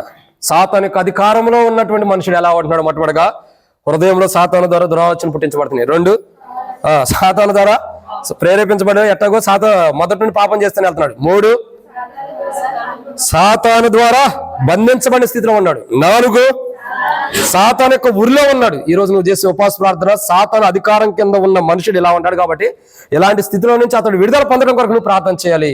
ఇది 4వ కోణం. ఖచ్చితంగా ఉరి తెంపబడింది. నీ కుమారుడు సాతాను యొక్క అధికారం కింద ఊరిలో ఉన్నాడా? నీ భార్య, నీ భర్త, నీ పిల్లలు, నీ రక్త సంబంధికులు ఎవరెవరైతే సాతాను యొక్క అధికారం కింద ఉన్నారో వాళ్ళందరూ కూడా ఊరిలో ఉన్నటువంటి మానవుడు ఊరి నుండి తెంపబట్టడం కొరకై మనం ఏం చేయాలా? ప్రార్థన చేయాలి. ఇది 4వ కోణం. సో ఈరోజు నువ్వు చేయబో ప్రార్థన ఎంత గొప్పదో తెలుసా? సాతాను ఊరిలో ఉన్న వారిని ఉరి తెంపబడినట్లు ఆ యొక్క సాతానుకు ఊరిలో నుండి బయటికి తీసుకురావడానికి నువ్వు చేస్తున్న ప్రార్థన. నువ్వు చేసే ప్రార్థన ఎంత బలమైందో తెలుసా? సాతానుడు 6000 సంవత్సరాలు మానవుడి చరిత్రలో బలమైన వాడు. మానవుడి కంటే సాతానుడు ఎంత బలమైన వాడు? సాతానుడి కంటే బలమైన వాడు దేవుడే. మనకంటే బలమైన వాడే ఉన్నటువంటి సాతానుడు ఆడు ఎంత బలంగా ఉండి మానవులు పట్టుకున్నాడు ఆలోచించండి. అంత బలంగా అతను పట్టుకున్నప్పటికీ వాని యొక్క చేతిలో నుంచి బలహీనుడమైన నువ్వు ఎలా విడదీయగలుగుతున్నావంటే ఆ ఊరిలో నుండి ఎలా తప్పించగలటం నీకు ఎలా సామర్థ్యం ఇవ్వబడుతుందంటే ఉపవాస ప్రార్థన. జస్ట్ నువ్వు చేసే ఉపవాస ప్రార్థన 6 సంవత్సరాల మానవ చరిత్రలో బలవంతుడైన సాతాను యొక్క చేతుల్లో నుండి మనుషులను విడదీస్తున్నావు. ఆ 6 సంవత్సరాల మానవుని చరిత్రలో బలవంతమైనటువంటి బలం కలిగినటువంటి సాతాను చేతిలో నుండి నువ్వు చేసే ఉపవాస ప్రార్థన ద్వారా నువ్వు వాడు ఎదుటి నిలబడితే బలవంతుడు కాదు. గొల్లియాదు దగ్గరికి దావీదు వెళ్ళినప్పుడు ఎలా ఉన్నాడు? బలవంతుడిగా ఉన్నాడా? ఎలా ఉంటాడు? మాట్లాడదు కదా, చచ్చిన కుక్కను అనుకుంటున్నావా, నా దగ్గరికి నువ్వు వస్తున్నావు అని చెప్పి గొల్లియాదు ఎన్నో విషయాలు మాట్లాడతాడు. గొల్లియాదు అంత అయితే ఉంటే దావీదు ఎంత ఉన్నాడు? మరి ఈయన కానికి పోటీ అయినా బలహీనుడైన వాడు ఏం చేశాడు? దేవుని నామను బట్టి వెళ్ళినప్పుడు ఆ బలవంతుడైన ఆయన పడగొట్టి తన కత్తితోనే తనే చంపేసి ఏం చేశాడు? దేవుని ప్రజలకు కాపాడుతూ వచ్చాడు. విడుదల అనుకరించబడ్డా లేదా అక్కడ ఇశ్రాయేలు ప్రజలకి? ఇక్కడ బలవంతులని కాదు, సాతానుడు ఎంత బలవంతుడైనా ఎంత బలం కలిగిన వాడైనా నీకున్న ఆయుధం ఒకటే. నీ దేవుడు నీ పక్షమున ఉన్నాడు. నీకున్న ఆయుధం ఏంటి తెలుసా? ప్రార్థన. నువ్వు ఉపవాస ప్రార్థన చేస్తే వాడు 6000 సంవత్సరాల నుంచి బలంతో ప్రజలను పట్టుకున్నా వాడి చేతిలో నుంచి సింపుల్గా నువ్వు విడదీయగలిగిన సామర్థ్యం కలిగిన బలం నీకేమన్నా ఉందంటే అది ఉపవాస ప్రార్థన. దాని ద్వారా ఏం జరుగుతుంది? సాతాను యొక్క అధికారం నుండి ఎలిషన్కి చూస్తాను, ఇది పే చేశాను నన్ను. సో కాబట్టి సాతాను యొక్క అధికారం నుండి ఏం చేయబడుతుంది? విడుదల పొందుకునేవారు. కాబట్టి ఈరోజు మన జీవితాల్లో మనం గమనించాల్సిన ఎన్నో కోణం అండి ఇది 4. సాతాను యొక్క అధికారంలో ఉన్న మనుషుడు ఎలా ఉంటాడు? సాతాను యొక్క ఊరిలో ఉంటాడు. ఆ ఊరి నుండి మానవుడు విడుదల పొందాలంటే ఏం చేయాల? ప్రార్థన. ఈరోజు నువ్వు చేసే ప్రార్థన 6000 సంవత్సరాల నుండి మానవుని పాపంలో పడవేస్తున్నటువంటి సాతాను చేతిలో ఉన్న మనుషుణ్ణి, అంత బలవంతుడైన సాతాను చేతిలో ఉన్న మనుషుల్ని విడుదల ఇవ్వటం కొరకు నువ్వు చేస్తున్న ప్రార్థన. నీ ప్రార్థన సాతాను కంటే ఎంత బలవంతమైందో చూడండి. వాడు ఎంత బలం కలిగిన వాడో, కానీ వాడి చేతి నుంచి నువ్వు చేసే ఒక ప్రార్థన వాడి చేతిలో ఉన్న పట్టు కలిగిన బలం కంటే కూడా నీ ప్రార్థన బలమైంది కాబట్టి వాడి చేతి నుంచి నువ్వు నీ ప్రజలను కాపాడుకోగలుగుతున్నావు. దీనికి మెయిన్ రీజన్ ఏంటి? ప్రార్థన, ఉపవాస ప్రార్థన. సో 4వ మాట అది. 5వ విషయాన్ని చూద్దానండి. అపోస్తలుల కార్యములు 10వ అధ్యాయం 38వ వచనం. అపోస్తలుల కార్యములు 10వ అధ్యాయం 38వ వచనం.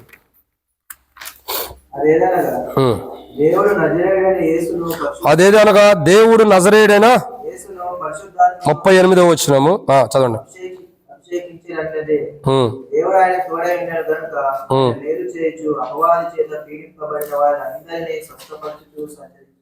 చాలా. కాబట్టి 5వ కోణం, సాతాను అధికారంలో ఉన్న మనుషుడు ఎలా ఉన్నాడు? మొట్టమొదటిగా ఎలా ఉన్నాడు?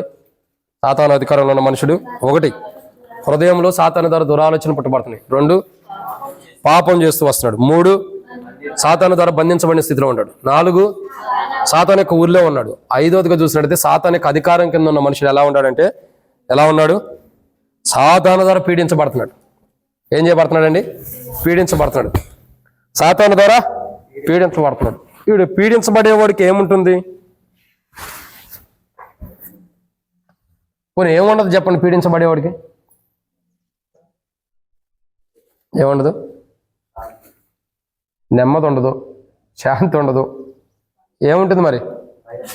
భయం, కలవరం, టెన్షన్స్. ఏమైపోయిద్దో అన్న భయం, ఏమైపోయిద్దో అన్న కలవరం. ఇప్పుడు చూడండి, ఒక వ్యక్తి ఉన్నాడు, సాతాను ద్వారా పీడించబడుతున్నవాడు సమాధుల్లో ఉన్నాడు. ఎలా ఉన్నాడు? వాడికి నెమ్మది లేదు, కలవరంతో ఉన్నాడు. ఇంకా చాలా మంది సాతాను ద్వారా పీడించబడుతున్న వారు ఉన్నారు బైబిల్లో. వాళ్ళందరూ ఎలా ఉన్నారు? ఒక రోజు పీడించబడే వాళ్ళ గురించి చెప్పాలి. కాబట్టి సాతాను ద్వారా పీడించబడేవారు ఎలా ఉంటారు?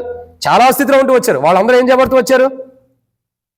ప్రభు దగ్గర తీసుకురాబడినప్పుడు విడుదల పొందుతూ వచ్చారు కదా. ఈరోజు మనం ప్రార్థన ద్వారా ప్రభు దగ్గర తీసుకురావాలి. సాతాను యొక్క అధికారంలో ఉన్నటువంటి వారు నూతన ఆత్మని దేవుడు, సాతాను యొక్క అధికారంలో ఉన్న వారిలో నూతన ఆత్మను పుట్టించి వారిని నూతన ఆత్మగా చేసి వారికి క్రొత్త జన్మనిచ్చి వారిని దేవుని రాజ్యంలో ప్రవేశింపజేసే వారిగా దేవుడు చేయడం కొరకు మనం ఏం చేయాలి? ప్రార్థన చేయాలి. ఒకడు ఆత్మ మూలంగా జన్మిస్తేనే కానీ దేవుని రాజ్యంలో ప్రవేశించలేడు. అందుకే ప్రభు అంటాడు కదా, ఒకడు ఆత్మ మూలంగా జన్మిస్తేనే దేవుని రాజ్యంలో ప్రవేశిస్తాడు, లేత లేదు. కాబట్టి నేను వారిలో ఒక నూతన ఆత్మను పుట్టిస్తానని యెహెజ్కేలు గ్రంథం 11:19 చెబుతున్నాడు. కాబట్టి నూతన ఆత్మను ఆయన పుట్టిస్తే ఆ నూతన ఆత్మను కలిగినటువంటి మనం దేవుని రాజ్యంలో ప్రవేశిస్తాం. సో అలా ప్రవేశించడం కొరకై ఈరోజు మనం ఉపవాస ప్రార్థన ఇంపార్టెంట్. ఏం కావాలా? ఉపవాస ప్రార్థన. ప్రభువా, ఎవరైతే సాతాను అధికారం కిందలో ఉన్న మనుషులు ఉన్నారో వాళ్ళు మొట్టమొదటిగా హృదయంలో సాతాను ద్వారా దురాలోచన పుట్టబడుతున్నాయి. వాళ్ళు పాపం చేస్తున్న వారికి ఉంటారు. మొదటి నుండి వాళ్ళు బంధించబడిన స్థితిలో ఉంటారు. వారు సాతాను ఊరిలో ఉంటూ వచ్చారు. ఇంకా వాళ్ళు సాతాను చేత పీడించబడుతున్నారు. ప్రభా, అటువంటి వారిని విడిపించు ప్రభా అని మనం ఏం చేయాలా? ప్రార్థన చేయాలి. చాలా మంది ఇంకా సాతాను ద్వారా పీడించబడుతున్న వారు చాలా మంది ఉంటారు. అంటే కలవరం, నెమ్మది లేదు, మనశ్శాంతి లేదు, ఎన్నెన్నో సమాధానం లేదా? ఓకే, సమాధానం లేదు. ఇంకా ఎన్నెన్నో అశాంతితో మానవుడు జీవిస్తూ వస్తున్నాడు. వీటన్నిటి కారణం ఏంటి? సాతాను ద్వారా పీడించబడటం. ఈరోజు మన ప్రార్థన అద్భుతంగా ఉండాలి. ఏంటి? ప్రభా, ఇదిగో నా కుటుంబంలో పలానా వాళ్ళు సాతాను ద్వారా పీడించబడుతున్నారు, వారిని విడిపించు. వాళ్ళందరూ సాతాను అధికారం నుండి సాతాను ద్వారా పీడించబడుతున్నారు. సాతాను అధికారంలో ఉన్న ప్రజలు సాతాను ద్వారా పీడించబడుతున్నారు. ప్రభా, వారిని విడిపించు. వారు నా వారే, వారిని జగత్ పునాది వేయబడకుండా నువ్వు ఏర్పరచుకున్నా. వారిని విడిపించు. బంధువులైనా, స్నేహితులైనా, రక్త సంబంధికులైనా, అయిన వారైనా, పొరుగువారైనా, ప్రభా వారందరిని విడిపించు. వారందరూ కూడా సాతాను యొక్క అధికారం కింద ఉంటున్నారు. వారిని విడిపించు ప్రభా. ఈరోజు నీ ప్రార్థన చాలా అద్భుతంగా ఉండాలి. ఎవరెవరైతే సాతాను యొక్క అధికారం కింద ఉన్నారో వారందరూ విడిపించబడటం కూడా ప్రార్థన చేయాలి. బట్ వన్ థింగ్, బహుశా నువ్వు సాతాను ద్వారా పీడించబడితే, నువ్వు పీడించబడి దేవా నా పిల్లలు, నా కుటుంబం, వీళ్ళందరూ సాతాను ద్వారా పీడించబడుతున్నారు, విడుదల ఇమ్మంటే నువ్వే సాతాను ద్వారా పీడించబడుతున్నావు. ఇంకా కాళ్ళకేడ విడుదల వచ్చింది? సో ఫస్ట్ ఏం చేయాలా? మనమే ఎక్కడైనా సాతాను ద్వారా పీడించబడుతున్నామో దాన్ని మనం ఒప్పుకోవాలి, దాన్ని సరి చేసుకోవడం మన జీవితం కొరకు ప్రార్థన చేయాలి. తర్వాత ఏం చేయాలా? అందుకే కదా బైబిల్లో ఉన్నమాట వాస్తవం. ఇంతకుముందు కూడా చెప్పిన, మొదట మన కంటిలో ఉన్న దూలాన్ని తీసుకుంటేనే ఎదుటి కంటిలో ఉన్న నలుసుని తీయగలుగుతాం. ఫస్ట్ ప్రభా పలానోళ్ళు ప్రభా సాతాను ద్వారా పీడించబడుతున్నారంటే అసలు నువ్వు పీడించబడుతున్నావు ముందర. నువ్వు బయటకు వస్తేనే కదా మిగతా వాళ్ళు బయట రావడానికి.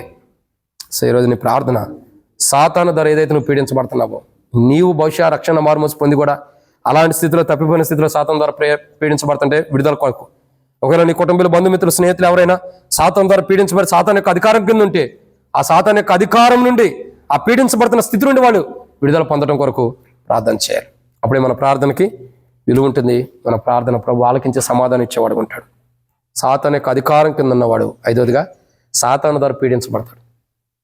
చాలా మనం అంటాం కదా అప్పుడప్పుడు, పీడించబడతాం అంటే ఏంటి చెప్పండి. ఈ మాట చెప్పి నేను ముగిస్తా, మీరు చెబితే. పీడించబడతాం అంటే ఏంటి? లోబడ్డా. ఊర్లో చదువుకుంటున్నాం మోషే, నేను చెబుతానండి చాలు. పీడించబడటం అంటే ఏంటి? ఇప్పుడు ఒక ఫోన్ కావాలి, ఇప్పిమని మమ్మీ డాడీని అడుగుతాం. వాళ్ళు ఇప్పుడు కాదంటారు. మనం ఏం చేస్తాం?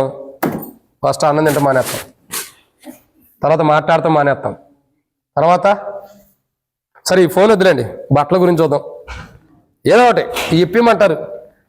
వాళ్ళు ఇప్పిరు, మనం ఏం చేస్తాం? మాట్లాడతాం మానేస్తాం, అన్నం తింటాం మానేస్తాం, చివరికి స్కూల్కి వెళ్ళడం కూడా మానేసేవాళ్ళు ఉంటారు. కొంతమంది కాలేజీలు, స్కూల్ మానేసేవాళ్ళు ఉంటారు. ఏం ప్రవీణ్ ఎప్పుడైనా చేసావా? చేస్తే చెప్తావు అంటలే. చాలామంది అలా చేసేవాళ్ళు ఉంటారు. అంటే ఏంటి? నువ్వు అన్నం తింటాము, మాట్లాడతాము, మౌనంగా ఉండటం, ఇవన్నీ మానేయటం దేనికి కారణం? పీడిస్తున్నావు వాళ్ళని. నాకు ఇది కావాలి, ఇస్తావా చస్తావా? వాళ్ళ స్థితిగతులు, వాళ్ళ పరిస్థితి మనం ఆలోచించాం. ఏమంటాం? నాకు ఇస్తావా చస్తావా, నాకు ఇస్తావా చస్తావా. ఆయన చచ్చే కంటే నీకు ఇవ్వటమే బెటర్. ఇచ్చి చావటం మంచిది కదా. అందుకేం చేస్తారు? నీ సావు నువ్వు జావని ఇచ్చేస్తారు. పీడించడం అంటే అది వద్దన్నా దాని కొరకు పదే పదే దాని కొరకు ఎదురు చూసి నువ్వు అన్నం మానేయటం, నిద్రాహారాలు మానేయటం, ఇంకా మాట్లాడుకోకుండా ఉండటం, ఇవన్నీ పీడిస్తున్నట్టు విధానం. ఒక కోణంలోనే నేను చెబుతున్నా, ఇంకో కోణం కాదండి. సో ఇలా పీడించి ఏం చేస్తున్నావు? చివరికి వాళ్ళ దగ్గర నుంచి పొందుకుంటున్నావు. సాతానుడు కూడా అంతే పీడిస్తున్నాడు మనుషుల్ని. పీడించి ఏం చేస్తున్నాడు అంటే, పీడించిన వాళ్ళు అంతా సాతానుని కాదండి, సాతాను యొక్క బిడ్డలుగా ఉన్నాం అంతే. పీడించి ఏం చేస్తున్నాడు? చివరికి సాతానుడు ప్రాణాన్ని తీసేసుకుంటున్నాడు, మనుషుల ప్రాణాన్ని తీసేసుకుంటున్నాడు. జాగ్రత్త. ఈరోజు నువ్వు దేవుణ్ణి కూడా ఎక్కువ పీడించొద్దు. పీడించమంటే దేవుడు వద్దన్న దాన్ని ఎక్కువ పీడించొద్దు. అడిగి వదిలేయి. అడిగి వాటికంటే, ఊహించిన వాటికంటే అత్యధికంగా ఇవ్వగలిగిన దేవుడైనా. నువ్వు అడిగితే ఏమి ఇవ్వాలని తెలుసు, కానీ ఎక్కువ పీడించొద్దు. చాలామంది పీడిస్తారు. ప్రభా ఏంటి ప్రభా, నేను బైక్ అడిగాను, ఎత్తావా లేదా? ఇంటికాడ కూడా అడుగుతాం. ఏంది నేను బైక్ అడిగా మమ్మీ, డాడీకి చెప్పి మమ్మీ, డాడీని అడిగి. ఏం అడగాలి డాడీని? మమ్మీకి తెలీదా డాడీ పరిస్థితి ఏందన్నది? వాళ్ళు ఎంత కష్టపడి వచ్చి మా ఇల్లు నడుపుతున్నారన్నది మమ్మీకి తెలీదా? ఎలా ఉంటారు మనుషులు? అడుగు కాదు, అది కాదు కరెక్ట్ అనమాట. పీడించడం అన్నది ఆపేయాలి. సాతాను ద్వారా పీడించబడుతున్న వారు చాలా మంది ఉంటారు. ఎవరి ద్వారా? సాతాను ద్వారా పీడించబడుతున్న వారు చాలా మంది ఉంటారు. అటువంటి వారు సాతాను ద్వారా పీడించబడుతున్న స్థితి నుండి విడుదల పొందడం కొరకు మనం ఏం చేయాలి? ప్రార్థన చేయాలి. ప్రభా, సాతాను ద్వారా పీడించబడుతున్న వారు అనేక మంది ఉంటారు. ఎవరెవరైతే సాతాను ద్వారా పీడించబడుతున్నారో అలాంటి మనుషులకి విడుదల దయచే ప్రభు అని ప్రార్థన చేయాలి. కాబట్టి ఇది గుర్తుపెట్టుకోండి. ఇప్పుడు సమయం ఎంత అయింది? 12 దాటింది. ఎందుకు 12 దాకా ఇప్పుడు ఈ టైంలో వర్తమానం ఎందుకు ముగించబడింది చెప్పండి? అసలు ఎన్ని గంటలకు కూడి స్టార్ట్? 9 గంటలకు స్టార్ట్. 9 గంటలకు కూడి స్టార్ట్. ఎన్ని గంటలకు స్టార్ట్ చేసాం? 11 తర్వాత. దీనికి లేట్ ఎవరు? ఆ 2 గంటల్లో ప్రార్థన సమయం పోయినట్టేగా. సో ఇప్పటి నుంచి మీరు ఏం చేయాలా? సమయం అంటే దానికంటే ముందలే రండి. అప్పుడు నీకు ఆత్మ విషయమైన భారం ఉందని అర్థం. నువ్వు ఆలస్యంగా వస్తున్నావు అంటే ఆత్మ విషయమై నువ్వు ఎంత భారం కలిగి ఉండవు అక్కడే తెలిసిపోతుంది దేవునికి, నాకు కాదు. సో ప్రతి ఒక్కరు కూడా సాయంత్రం 6 గంటల కంటే 5:45కే ఉండండి. ప్రార్థన ఇంపార్టెంట్. నువ్వు ఎంత ఆసక్తిగా ఉంటావో అంతగా దేవుడు ఆత్మను తీసుకొస్తాడు. ఉదయం 9 గంటల కంటే 9 గంటలకు వచ్చే, లేకపోతే ఒక 5 నిమిషాలు అటు ఇటు పాటలు పాడే లోపలైనా అది దేవుని యొక్క ఆత్మల కొరకైన భారం. కాబట్టి త్వరగా ఆసక్తి కలిగిన వారమే ఉన్నాం. ఈ రోజు అయినట్టు మిగతా 2 రోజులు కూడా ఆలస్యం కాకుండా ప్రతి కూడికి సమయానికి రావడానికి, బాబు మాకు పిల్లలు ఉండరు, బాబు మాకు అది ఇది అని చెప్పొద్దు. ఆ సామెతలన్నీ ఇంటికాడ పని చేస్తాయి, దేవుని దగ్గర దేవుని రాజ్యంలో పనిచేయవు. కాబట్టి ఊరు వెళ్ళాలనుకో, ట్రైన్ ఉంది 5 గంటల కంటే ఏం చేస్తా? రైల్వే స్టేషన్కి ఎన్ని గంటలకు వెళ్తాం? 4:30కే వెళ్తారా? 1:00కి వెళ్ళేవాళ్ళు కూడా ఉండారు. వెళ్ళేవాళ్ళు ఉండారు. 4 గంటల ట్రైన్ అంటే, 5 గంటల ట్రైన్ అంటే 1:00కే ప్రయాణం స్టార్ట్ చేస్తాం. నువ్వు ప్రయాణం చేయటానికే ట్రైన్ వెళ్ళిపోతే వెళ్ళలేనన్న భయంతో తొందరగా వెళ్తావే. ఒక ఆత్మ కొరకు నువ్వు ఎందుకు అంత తొందరగా రాలేకపోతున్నావు మందిరానికి? ఒక ఆత్మ కొరకు, సాతాను యొక్క అధికారం నుండి దురాలోచన, హృదయంలో దురాలోచన సాతాను ద్వారా పుట్టించబడుతున్న మానవుడి కొరకు, పాపం చేస్తున్న మానవుడి కొరకు, ఇంకా చూసినట్టే సాతాను బంధించినటువంటి స్థితిలో ఉన్నటువంటి వారి కొరకు, సాతానుకు ఉరిలో ఉన్న వారి కొరకు, సాతాను ఎవరిని పీడిస్తున్నటువంటి వారి కొరకు నువ్వెందుకు ఒక నిమిషమైనా ముందరకు వచ్చి ఆసక్తి ముందరకు ఎందుకు రాలేకపోతున్నావు? ఎందుకంటే మన ఆసక్తి ఎంత ఉందో అంతే దేవుడు బయలుపరుస్తున్నాడు, చూపిస్తున్నాడు. అది కాదు, ఆసక్తిగా పురుకొలుపు 9 గంటలకు కూడి కంటే నువ్వు 6ంటికి వెళ్ళి త్వరగా సిద్ధపడు, త్వరగా రెడీ అవ్వు. రా 2 రోజులు 3 రోజులు, 3 రోజుల్లో మనకు ఏమి నష్టం అవుతుంది? త్వరగా సిద్ధపడి రా దేవుని మందిరానికి. అప్పుడు ఇంకా ఎంత గొప్ప ప్రార్థన జరిగిద్దో చూడండి. చాలా మనం ఆసక్తి కలిగిన వారమే దేవుని సన్నిధిలో సాతాను యొక్క అధికారంలో ఉన్న మనుషులకి దేవుడు వారిలో సాతాను యొక్క అధికారంలో ఉన్న మనుషుల్లో నూతనాత్మను పుట్టించి, సాతాను యొక్క అధికారం నుండి దేవుడు వారిని విడిపించి, వారిని నూతన ఆత్మ జన్మించిన అనుభవం వారిని తీసుకొచ్చి దేవుని రాజ్యంలో చేర్చేవాడుగా ఈ యొక్క నర్సాపూర్ పట్టణంలో కానీ చుట్టుపక్కల ప్రాంతాల్లో ఎంతమంది అయితే దేవుని సంకల్పంలో వాగ్దాన పుత్రికలుగా ఉంటూ వచ్చారో వాళ్ళందరినీ దేవుడు దైవ సంకల్పంలో ఈ 3 దినాల ఉపవాస ప్రార్థన ద్వారా అనేక మంది దేవుని మందికి నడిపించి నూతన అనుభవంలోకి వారిని నడిపించడం కొరకై, నూతన ఆత్మగా వారు చేయబట్టడం కొరకై ప్రార్థన చేద్దాం. ఒకరి తర్వాత ఒకరు మనం అట్లా సాతాను యొక్క అధికారంలో ఉన్న మనుషుల్ని దేవుడు విడిపించడం కొరకై, నూతన ఆత్మలుగా వారిని చేయడం కొరకై మనం ప్రార్థించే వారికి ఉన్నట్లు ప్రభు మనం సహాయం చేయను గాక. ఆమేన్.